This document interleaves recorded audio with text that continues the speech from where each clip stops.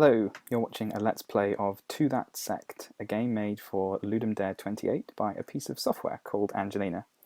My name is Michael Cook, and I'm the researcher who built Angelina as part of my PhD work over the last few years. I'm going to walk you through this game and talk to you a little bit about some of the details. When we start off, you can see that we're at the menu screen, so I needed a way for Angelina to quickly and concisely convey the rules of the game that it was going to present to you. So in this case, they're fairly basic. We just have to avoid those weird wizard things on the right and collect the ships that we'll see scattered around. It also lets us show off the title, which Angelina generates itself using a rhyming dictionary and then this big list of phrases and sayings. And it tries to make a pun with one of the words that it's had associated with the theme. It's not a great one in this case. I think the original phrase is "to that effect," that kind of phrase that people say sometimes, and it's punned it with the word sect, which it had related to the theme of founder. So we'll hit spacebar to start. We're in a fairly innocuous starting area. You notice that there are these big statues littered around the world. One of the things that Angelina can do when it designs the levels is it can select tile pieces which have special scenery regions specified for them. So instead of floor, there's a big gap here, and in its place, Angelina can select a 3D model to appear there, and it gets blown up to a slightly larger size than the other objects we'll see. So a lot of the time this actually makes sense. So it made a game about winter where there were Christmas trees in these spots. Here it makes a little bit less sense, but it certainly is quite creepy, and I think a lot of people picked up on that. They thought it added to the atmosphere.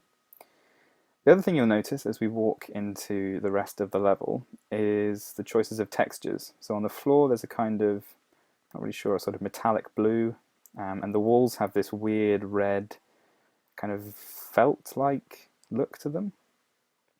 Angelina tries to choose the textures intelligently wherever it can, but in some cases it won't be able to make a decent stab at it, and in that case it'll make a random choice. So if you ask it to make, oh, there's a ship here, we'll just run into that to collect it. You see our score's gone up in the top left-hand corner.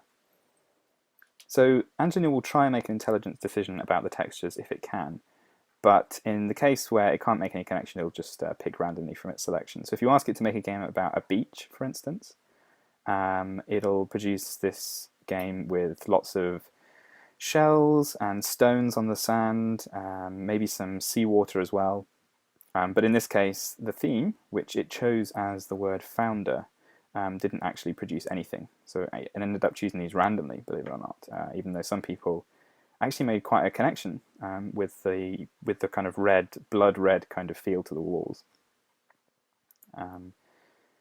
This is obviously something we want to improve, but Ludum Dare was a very difficult theme this year. The theme was you only get one, and Angelina found it very difficult to make a good choice out of that phrase to base the game on, which is understandable. The word it chose was one in the end, which it ended up further altering to use the word founder instead. It found founder as a word associated with the word one. So the game it's produced is all right. Like I'm fairly pleased, but with a more straightforward theme, it can produce much more appropriate themings for a game. And hopefully we'll see that as Angelina enters more game jams and also becomes better at analysing these themes, which is obviously one of the objectives of the research. So you'll see that these things that we've got to avoid here, Angelina refers to them as tombs, because I think they're actually from the Tomb Raider games. They're sort of moving around of their own accord. They've got behaviours that affect how they move around the game world. If you've seen any of Angelina's games in the past, you might remember the arcade games she used to make. These use the same kind of principle where there are behaviours that Angelina can choose from. In this case, they move until they hit an object, and then they make a 90-degree turn to the right. And if we touch one of them, which I'm going to avoid doing, they will kill me, and I'll have to restart the level. One of the objectives for this year with Angelina is to enhance the rules and the game mechanics of the game and allow Angelina to start having a bit more input into these things itself. So instead of just using behaviours that are pre-made and choosing between them, Angelina will also be able to choose between behaviours that she's invented on her own. So you can see this lovely, ugly yellow cylinder here as the exit. Unbelievably, one of the things that I didn't get around to before we entered Angelina in the game jam was getting her to choose a model for the exit, so it's just this very dull cylinder for now. And part of the reason is that we're actually a long way off fully implementing Angelina in Unity yet.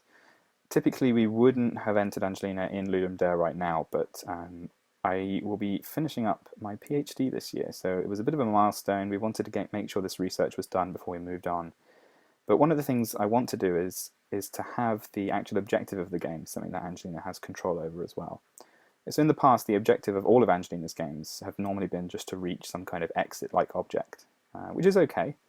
But there are lots of reasons why we're asked to do things in games besides just reaching a location. And it would be interesting if Angelina could add some kind of narrative to these games that conveys something. Right, I think we've collected all of the ships. It feels like we've been everywhere. You'll notice that the layout of the level is a bit haphazard. There are some maze-like areas, some kind of shortcuts that you can pass through. Angelina's uses an evolutionary system to generate a lot of its content, and the level designs are one of those pieces of content. One of the things that Angelina's going to be able to do, hopefully in the next 12 months, is actually choose different features and aesthetics to amplify when designing a level. So it might decide that it wants this level to be particularly maze-like and labyrinthine, and then the next level it produces, it might want it to be very linear, and hopefully we'll get it to choose these for a particular reason. So it will actually be able to tell you that it didn't just choose these randomly with a random number generator, but because it wanted to make the player search for something, or it wanted the player to experience a particular thing on the way to the exit. But this is still something that we're playing with. Let's hop on to the exit. There we go, level complete. Okay, well, thanks for watching. Hopefully this was vaguely interesting. We've got some other playthroughs of Angelina's games on our YouTube channel, so please have a look at them. And if you've got any questions, or you want to see any other of Angelina's games played through, or you just want to leave a comment, you can always email me, mike@gamesbyangelina.org. And if you want to play some of these games, you can find them at gamesbyangelina.org. Thanks for watching.